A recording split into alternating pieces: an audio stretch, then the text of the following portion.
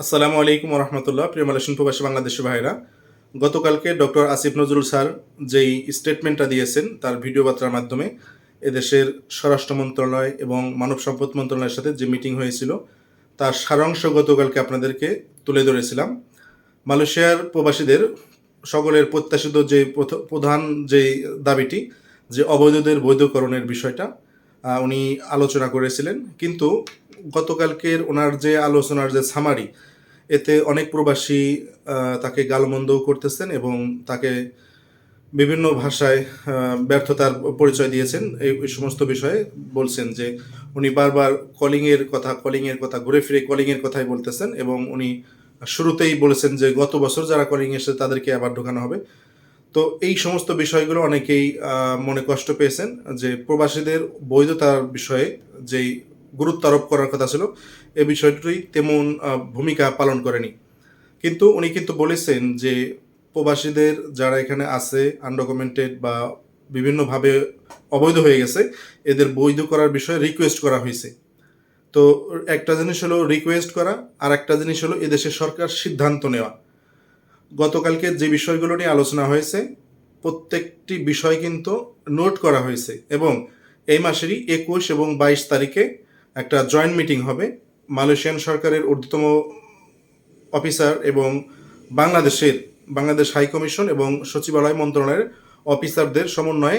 এই দুই মিটিংয়ের একটা রেজাল্ট হবে এবং সেই রেজাল্টটা আবার পাবলিশ করা হবে। যাই হোক, 21 এবং 22 তারিখে যে জয়েন্ট মিটিং আছে সেই মিটিংয়ে কিন্তু চূড়ান্ত হবে যেই রিকোয়েস্টগুলো অনুরোধগুলো করা হয়েছিল এগুলোর বাস্তবতা।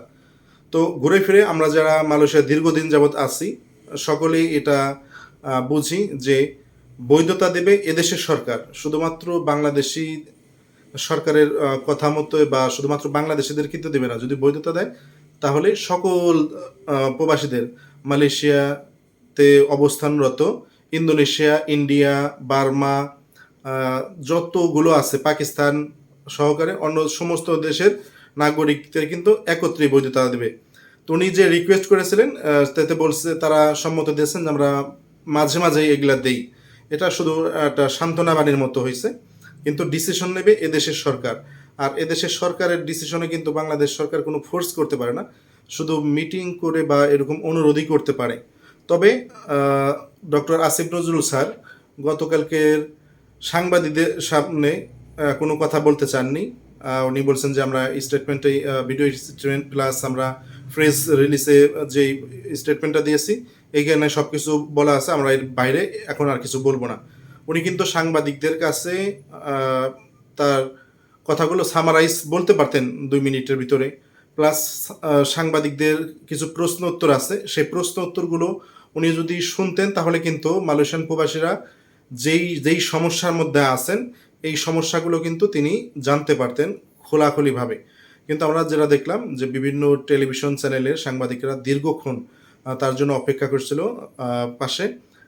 তিনি কিন্তু ওরকম কোনো সময় দেন নাই, শুধুমাত্র বলছে আমি দুটো কথা বলতে চাই যে অবৈধদের বৈধ করার বিষয়েও কথা বলা হয়েছে এবং কলিং বিষয়ে কথা বলা হয়েছে। তারা 21-22 তারিখে জয়েনিং মিটিং হবে, সেই মিটিংয়ে তারা বিস্তারিত আবার আলোচনা করে একটা সিদ্ধান্তে উপনীত হবেন এবং সেটি জানিয়ে দেওয়া হবে। এতে করে কিন্তু মালয়েশিয়ার অবস্থানরত প্রবাসীরা আরও যেই সমস্ত সমস্যার মধ্যে আছে, কি কি সমস্যা আছে এগুলো কিন্তু তিনি জানতে পারেন নাই। যদিও আমরা বারবারই স্মারকলিপির মাধ্যমে বা এরকম ছোট ছোট ভিডিও বার্তার মাধ্যমে আমরা মন্ত্রণালয় বরাবর জানানোর চেষ্টা করেছি যে মালয়েশিয়া প্রবাসীরা কি কি অসুবিধার মধ্যে আছে, এইগুলো সমাধানকল্পে একটা সুন্দর একটা পদ্ধতি বা সুন্দর একটা পথ অবলম্বন করা হোক বা সুন্দর একটা আমাদের বার্তা প্রদান করা হোক।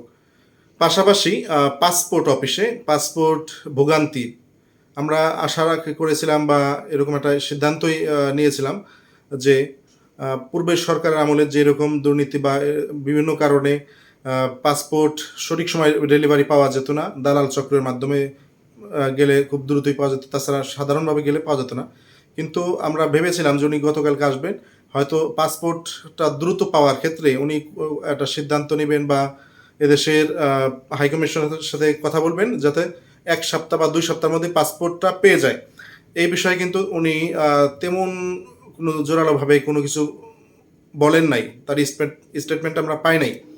সেজন্য 21 এবং 22 তারিখে যেহেতু আরেকটা মিটিং আছে, জয়েন্ট মিটিং, সেটাতে যেন এই বিষয়গুলো আর একটু গুরুত্বের সাথে আলোচনা করা হয়, অবৈধদের বৈধতাকরণ এবং যারা এখানে আরও নানাবিধ সমস্যায় আছে এই সমস্যাগুলো।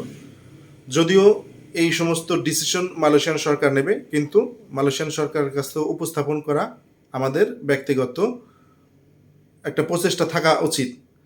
পাশাপাশি যে সমস্ত প্রবাসীরা আটক হয়েছেন বা আটক হচ্ছে, এদেরকে বাংলাদেশ হাই কমিশনের মাধ্যমে ছাড়িয়ে আনার যেন একটা ভালো একটা প্রক্রিয়া থাকে, যেন তারাও হেল্পফুল হয়, এই বিষয়গুলো নিয়েও কিন্তু একটু সামনে আগানো দরকার।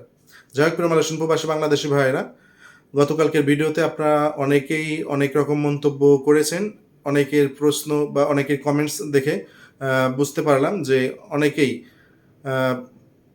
বাংলাদেশের মাননীয় উপদেষ্টা ডক্টর আসিফ নজরুলের প্রতি অনেকেই ক্ষোভ প্রকাশ করেছেন যে উনি জোরালোভাবে কেন এরকম বলেন নাই।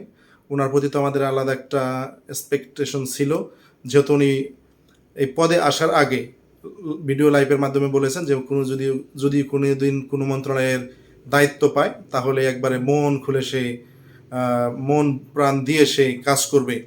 তবে উনি ভালো একটা মন্ত্রণালয় পেয়েছে, প্রবাসী কল্যাণ মন্ত্রণালয়, আইন মন্ত্রণালয়, কয়েকটি মন্ত্রণালয়ে সে উপদেষ্টা।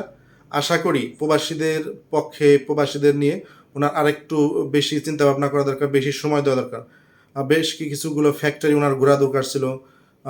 পাশাপাশি অনেক জায়গায় কয়েকটা পয়েন্টে প্রবাসীদের সাথে সরাসরি ওনার সাক্ষাৎকার বা সরাসরি প্রশ্ন উত্তর বা সরাসরি তাদের ভিতরের কথা জানা, এই সমস্ত বিষয়গুলো দরকার ছিল।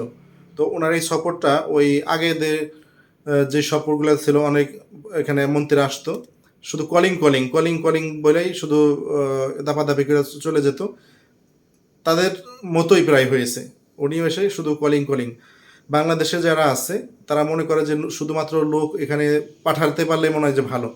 লোকগুলো এখানে এসে কি কাজ করবে বা এদের কাজের কতটুকু গ্যারান্টি আছে, ঠিকমতো বেতন পাবে নাকি, বা কতগুলো লোক আছে, কর্মসংস্থান কতগুলো আছে, বা ওখানে যারা অবস্থান করতেছে তারা কি ভালো আছে নাকি, এই বিষয়গুলো কিন্তু তারা খুবই কমভাবে তারা মনে করেন যে তারা একটা ব্যবস্থা করে নিবে, নতুন কতগুলো লোক পাঠাতে পারলাম, এটাই সবচেয়ে বড় কথা। আসলে এটা সম্পূর্ণ একটা ভুল।